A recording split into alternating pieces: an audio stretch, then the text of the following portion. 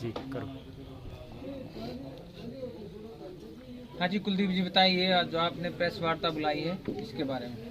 पहले तो सभी को नमस्कार, सभी पत्रकार बंधुओं को।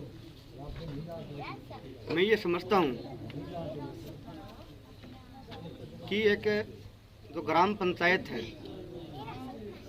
वो हमारे लोकतंत्र की सबसे छोटी इकाई है। जिस टाइम बाबा साहेब भीमराव अंबेडकर जी ने इस संविधान को लिखा तो उन्होंने नीचे से लेकर ऊपर तक व्यवस्थाएं तय की। उन्हीं व्यवस्थाओं के तहत ग्राम पंचायत का एक जो चुनाव जो इकाई है वो एक सबसे छोटी इकाई इसमें है।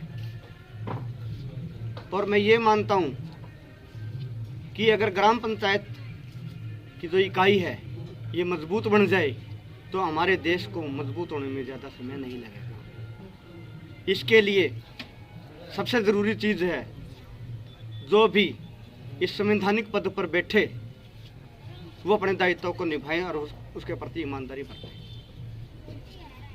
हालांकि सभी को पता है कि मैं ग्राम पंचायत पावड़ा से सरपंच प्रत्याशी हूँ।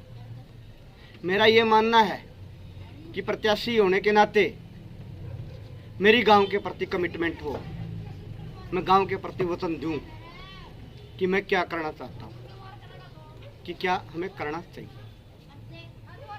जैसा कि सभी ने मेरे को प्रत्याशी बनाया है, परिवारों ने, पूरे परिवार ने, सारे ने प्रत्याशी बनाया है, तो वो भी चाहते हैं कि जैसे मेरा परिवार भी पास बैठा है कि आप गांव वालों को वचन दो या कम से कम उनको कोई कमिटमेंट तो दे कि आप क्या करने वाले हो। झोली फैला के तो ये मेरा चाचा वाला झोली फैला के तो सारा देश गाँव वोट मांगे है, इन दो चीज़ तो वाला सारे कर लें, हाथ जोड़ लें, हाथ जोड़ी कर लें, लेकिन आप करोगे के ये चीज़ें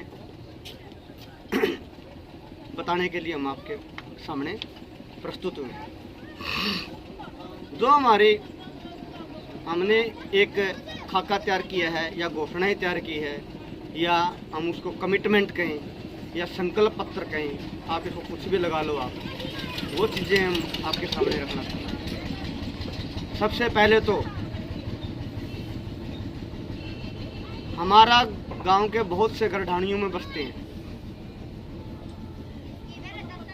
अगर गांव हमारे को जिम्मेवारी देता है, कलम की ताकत देता है, तो हमारे सबसे पहले तो हमारी कमिटमेंट ये रहेगी जितनी भी गांव की ढाणियाँ हैं वो सारे के सारे रास्ते पक्के होने चाहिए, चाहे एक ढाणी।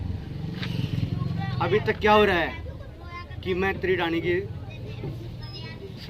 रास्ता पक्का कर दूंगा, तू मेरे को अगले वोट दे दियो। हम अगर आपने एक बार वोट दे दिए तो मैं वचन देता हूं आपको कि मैं विकास कार्य के लिए किसी से वोट नहीं मांगूंगा। ये नहीं कहूँगा कि मैं तेरा आपकी गमी दबड़ूंगा तो तुम आगे वोटा की हाँ भरेगा, ऐसा काम मैं नहीं करूँगा। क्योंकि आप मेरे को एक बार वोट दे चुके होगे तो आपने उसके लिए 5 साल मेरे से, यानी कि एक बार आपने अगर 399 रिचार्ज करा लिया तो 1 महीने तो आपने सर्विस देनी चाहिए। नू थोड़े है जियो तड़के नुकती 15वां दिन, ये 15 दिन फिर चलाऊंगी जब आगे लड़ेगी रिचार्ज हो किया हमारा तब चलाऊंगा, ऐसा नहीं होना चाहिए।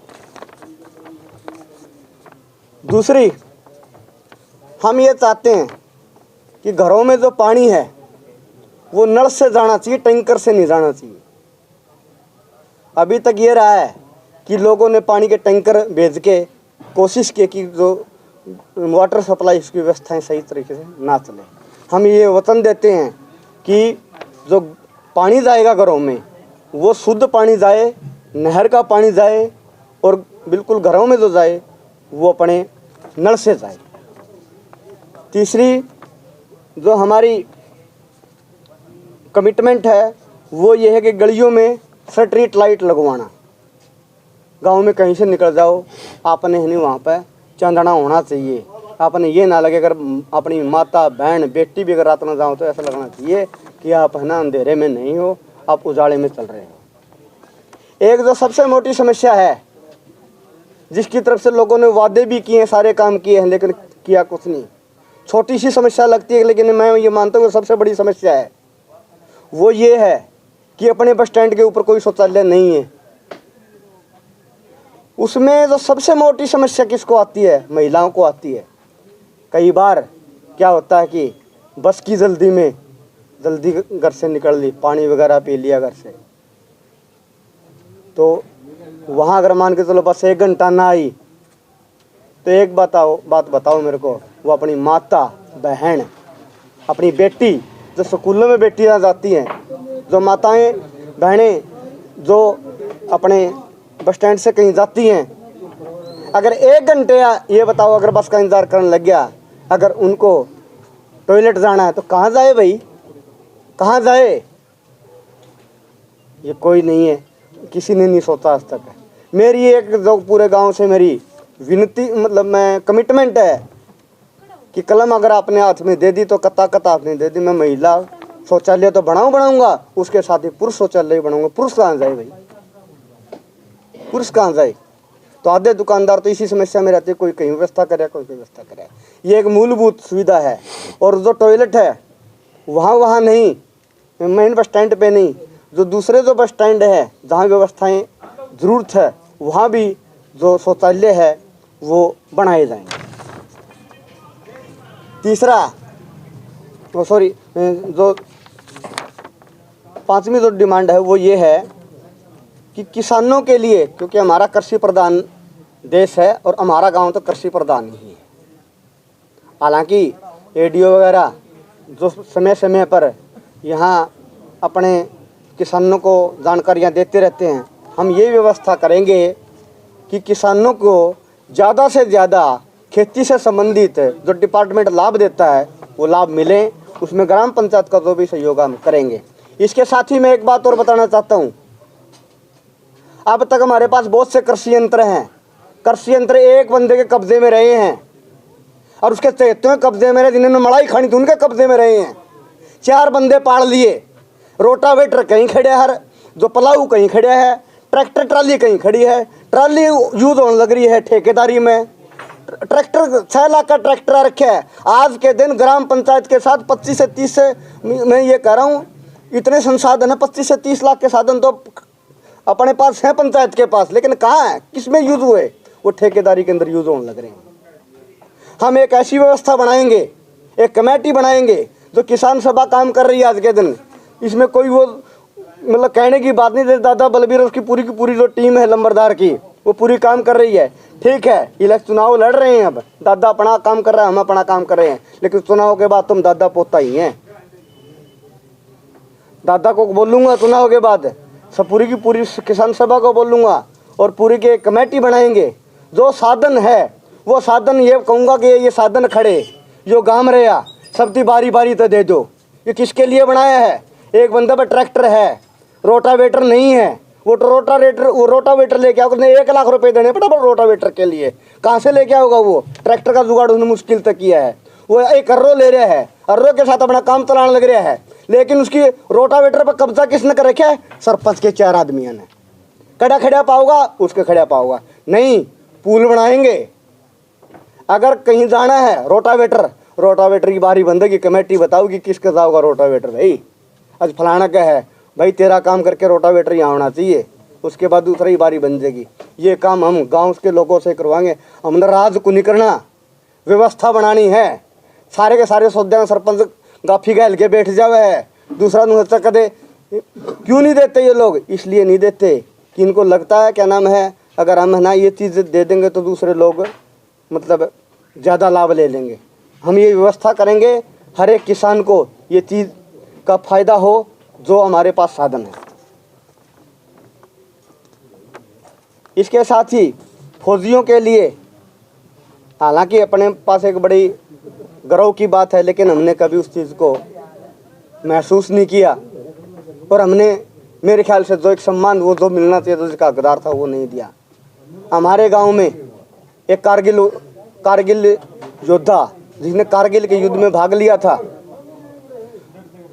भाई दीपचंद फौजी, उन्होंने अपना अंग गंवा दिए। लोगों के पास तो शहीद हैं, लेकिन अपने पास जिंदा शहीद है। हम ये चाहेंगे कि फौजियों के लिए कोई ऐसा स्मारक बने, ऐसा स्थान बने जहां हम सल्यूट कर सके कि हमारा देश की जो रक्षा है वो फौजी कर रहे हैं और उनके कारण ही हम यहाँ पे ठीक ठाक बैठे हैं। तो उसके लिए हम स्मारक बनाने का, चाहे छोटा बने, वो हम कोशिश करेंगे और उसको बनाएंगे हम। इसके साथ ही मैं ये मानता हूँ कि जब तक छोटे छोटे उद्योग धंधे या छोटे छोटे काम गांव के अंदर नहीं बढ़ेंगे तब तक गांव की तरक्की नहीं हो सकती। मैं ये कहता हूँ, अगर मेरा ये मानना है कि मान के चलो 2 किले का ज़मींदार है, वो क्या करे, अपना काम कर रहा है, उसके बाद खाली रहा है। जो माता बहन है वो क्या करे, वो भी खाली रहा है। वो क्या करें, उसके लिए हमने एक व्यवस्था बनाई है। उसमें आ गया जी, जैसे ब्यूटी पार्लर है, बुटीक है, अचार बनाने की ट्रेनिंग है, सिलाई सिखाने की ट्रेनिंग है, वह अन्य ट्रेनिंग की व्यवस्था करवाएंगे। जो ट्रेनिंग जो दे रहे हैं इंस्टीट्यूट, उनसे संपर्क करेंगे, उनको ज़्यादा से ज़्यादा जानकारी देंगे कि आप ये व्यवस्थाएं करो। उसके बाद बैंक वाले से संपर्क करेंगे, उनको लोन दिला के उनको छोटे छोटे काम करवाना का हम कोशिश करेंगे कि लोग ज़्यादा से ज़्यादा छोटे छोटे कामों में आए, छोटे से बड़े बने और पूरा पूरा गाँव हमारा तरक्की करे। इसके साथ ही आज क्या हो रहा है, आज ये हो रहा है कि क्या लग रहा है क्या नहीं लग रहा, किसी को कोई पता कोई।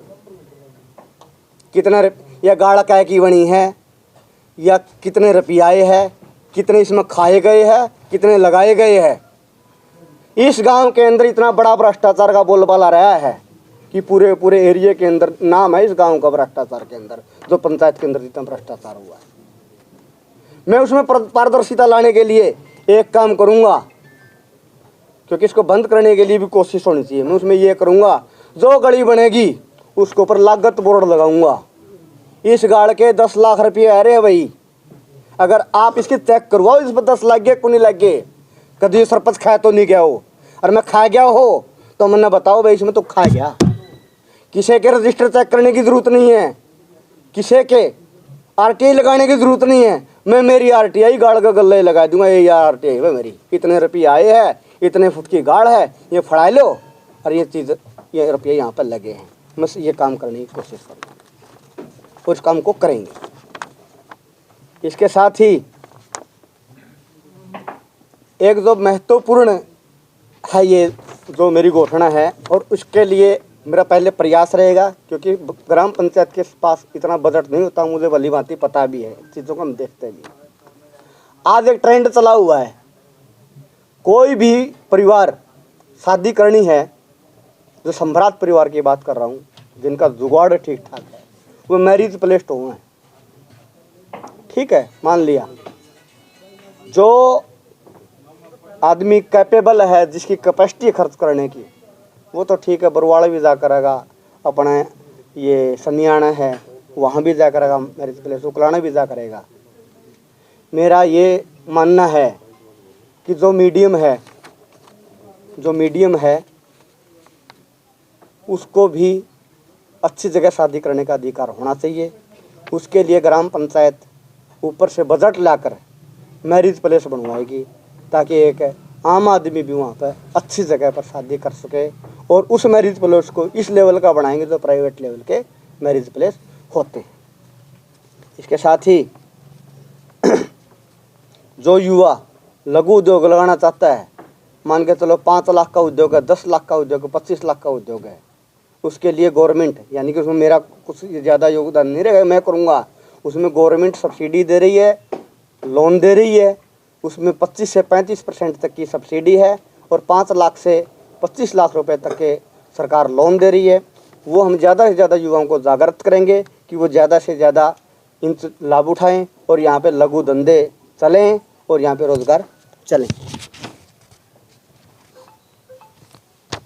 इसके साथ ही जो सभी धरोहरें हैं, कुआं है, अपने घाटों हैं, उनकी मरम्मत की जाएगी, वो उनका सौंदर्यीकरण किया जाएगा।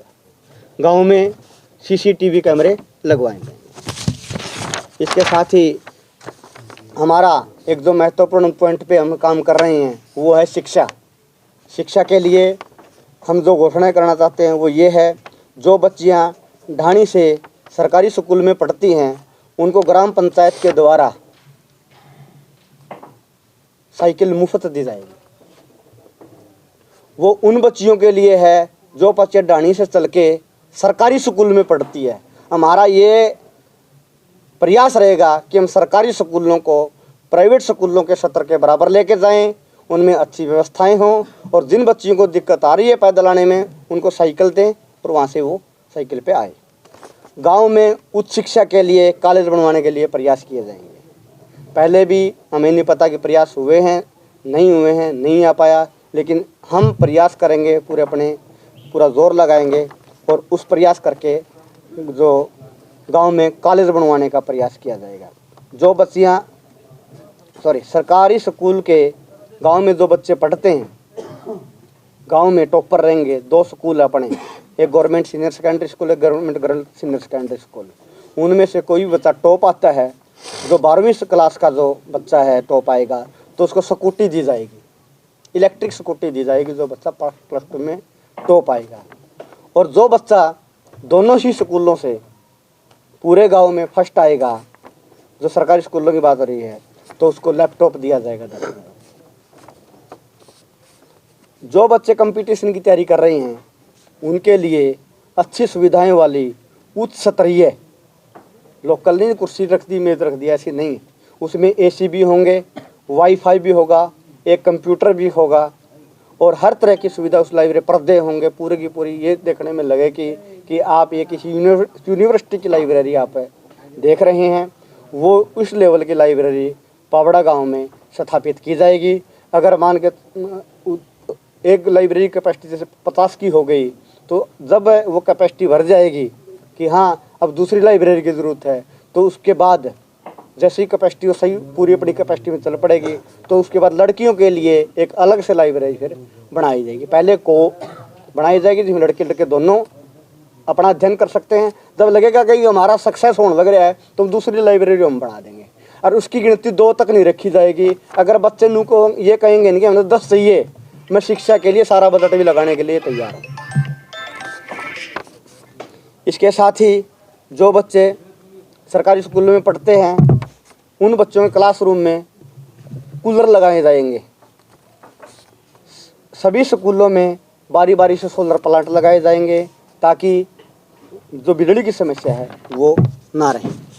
इसके साथ ही हमारा जो दूसरा जो पॉइंट है जिस पे हम काम कर रहे हैं वो है स्वास्थ्य। स्वास्थ्य के अंदर हम एक अस्पताल के लिए एक छोटी सी कमेटी बनाएंगे ग्रामीणों की, वो उसकी देख रेख करेगी, उसकी देख रेख करेगी। जो भी समस्याएं जो हॉस्पिटल्स के अंदर आ रही हैं, जो भी स्टाफ कहेगा कि मेरी समस्या आ रही है, उस समस्या का वो निदान करेंगे, उसमें हम उसकी मदद करूँगा। अस्पताल के अलावा गांव में दो अलग अलग स्थानों पर सब सेंटर जो पहले से ही हैं, मेरे ख्याल से किसी को पता नहीं होगा सब सेंटर अपने हैं, लेकिन उनका अभी तक प्रचार ही नहीं हुआ कि दवाई कहाँ से लें। उनकी सेवाएं बढ़िया कराई जाएगी ताकि गांव के सभी क्षेत्रों में जितने भी गांव के अपने क्षेत्र हैं चिकित्सा सुविधा उपलब्ध हो सके। अस्पताल में डॉक्टरों की जो कमी है, जो भी स्टाफ की कमी, उसको पूरा करवाया जाएगा, और दवाइयों की जो कमी है अस्पताल में उसका पूरा करवाया जाएगा। जो एम्बुलेंस का एक ड्राइवर फिलहाल उसके लिए व्यवस्था करवाएगी, 2 ड्राइवर इसके कम से कम। इसके साथ ही जो हमारा जो फोकस है वो है हमारा खेल के ऊपर। खेल के ऊपर हम काम कर भी रहे हैं, मैंने किया भी है थोड़ा बहुत जितना भी हो, लेकिन उसके लिए हम आगे जो काम करना चाहते हैं उसके लिए हम आपको बता रहे हैं। खेलों के लिए गांव में खेल कमेटी का गठन किया जाएगा, जिसमें गांव के वरिष्ठ खिलाड़ी उनके सदस्य होंगे। वे उस कमेटी में सभी प्रकार के खेलों से संबंधित एक सदस्य को लिया जाएगा। इस कमेटी का एक चेयरमैन होगा। इस कमेटी गांव में खेलों को बढ़ावा देने का काम करेगी, वह खिलाड़ियों की मदद करेगी। ग्राम पंचायत इस कमेटी के चेयरमैन की रिकमेंडेशन पर खेलों के लिए काम करेगी। वो चेयरमैन कहोगा जी हमें खिलाड़ी नहीं इस चीज़ की ज़रूरत है, क्योंकि सरपंच ने इतने काम हो गए हैं कि वो ध्यान दे ही नहीं सकता, क्योंकि काम में इतने हो जाए, तो उसके लिए एक स्पेशल से यहाँ पे कमेटी बना देंगे। वो कहोगे जी कि इनती ये चाहिए, तो जो भी पंचायत मदद कर सके वो करेगी। गाँव में खेलों के लिए उच्च स्तरीय ग्राउंड तैयार किया जाएगा, जिसमें सभी प्रकार के खेलों से संबंधित ग्राउंड होंगे। कोशिश करेंगे कि जितने भी खेल हैं जो बच्चे अपने खेलने लग रहे हैं उनसे संबंधित ग्राउंड हम तैयार करेंगे। एथलीट के खेलों के लिए सिंथेटिक ट्रैक तैयार किया जाएगा। खिलाड़ियों के लिए सरकारी कोच की व्यवस्था करवाई जाएगी। वो हम सरकार से, खेल विभाग से वो करेंगे, और कि यहाँ पे कम से कम एक कोच तो हमें सरकारी दिया जाए। जो खिलाड़ी नेशनल चैंपियनशिप में हिस्सा लेगा, ऐसे नहीं कि किसी लीग लाग से, जो नेशनल चैंपियनशिप जो थ्रू टू खेल डिपार्टमेंट से, सपोर्ट डिपार्टमेंट से थ्रू टू जो नेशनल चैंपियनशिप है, अगर जो खिलाड़ी उसमें हिस्सा लेगा, हारने जीतने का कोई फ़र्क नहीं, मेडल लिया कि नहीं लिया, तो उसको 10,000 रुपये सहायता करेंगे जी, कि सपोर्ट करेंगे तो और आगे बढ़े। तो नेशनल कबड्डी खिलाड़ियों के लिए मैट की सुविधा दी जाएगी। मैं चाहता हूँ कि जितने बच्चे हैं, छोटे बच्चे हैं या बड़े हैं, वो मैट पे खेलें, हम उसके लिए अच्छे मैट दिलवाएंगे। क्रिकेट के खिलाड़ियों के लिए किट दी जाएगी, और ग्राम पंचायत के द्वारा खिलाड़ियों के लिए एक मेगा जिम लगाया जाएगा जो अच्छे लेवल का होगा, ताकि उसमें जो जिम लगाने जाते हैं बच्चे, उनको पैसे ना देने पड़े, तो वो एक अच्छे जिम के अंदर अपना जो प्रैक्टिस है वो करें। इसके साथ ही हम ये पोस्टर भी जारी कर रहे हैं। इन पोस्टर में जी एक तो ये है,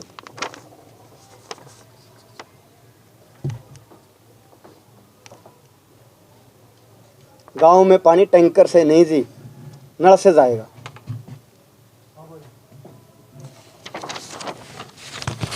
दूसरा पोस्टर ये है जी,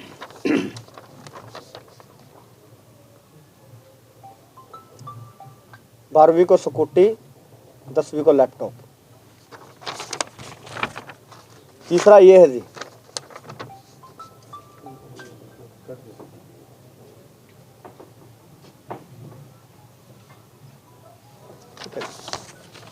धन्यवाद जी। एक अच्छा घोषणा पत्र आप लोगों ने जारी किया है, इस पे आपका भी कोई रिएक्शन है तो क्या कहना? सभी पत्रकार साथियों को मेरी राम राम।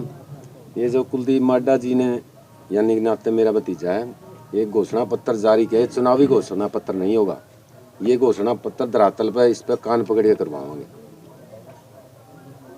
तो और आप अपील करना चाहते हैं इससे? इसके साथ ही मैं सभी ग्रामवासियों से अपील करना चाहता हूँ कि हमने जो सबसे बड़ा मुद्दा है, वो स्मैक के, चिट्टे के और गांजे के, इनके खिलाफ है जी। बिल्कुल 3 पॉइंट नोटेड है, स्मैक, चिट्टा और गांजा, जो सबसे खतरनाक ये हैं, क्योंकि अफीम तो चाचाबे है नहीं, मतलब वो चीज़ है। तो जैसे आपने हाँ कहा है, हाँ, इसके खिलाफ हम काम करेंगे। वो हम बयान पहले भी दे चुके हैं। ये चीज़ तो हमारी कमिटमेंट में है जी, सबसे पहला काम है। कुलदीप जी, आपने ये पोस्टर भी जारी किया है और लगातार आप प्रयासरत भी रहे हैं इसको लेकर के कि टैंकर से पानी नहीं, नल से जाएगा, लेकिन कुछ दिनों से देखा जा रहा है कि गांव के कई बस्तियों में आरओ का पानी पहुंचाया जा रहा है। देखो जी, इसमें मैं एक बात और थोड़ा कहना चाहता हूँ। ये गांव वालों को देखना है, आपने 15 दिन का लालच लेके अपना वोट देना है या आगे भविष्य देख के वोट देना है। मैं सभी ग्रामवासी से, और मुझे तो बिल्कुल विश्वास है कि जो अपना गांव के लोग हैं ना, बोले ज़रूर हैं लेकिन बोले को नहीं।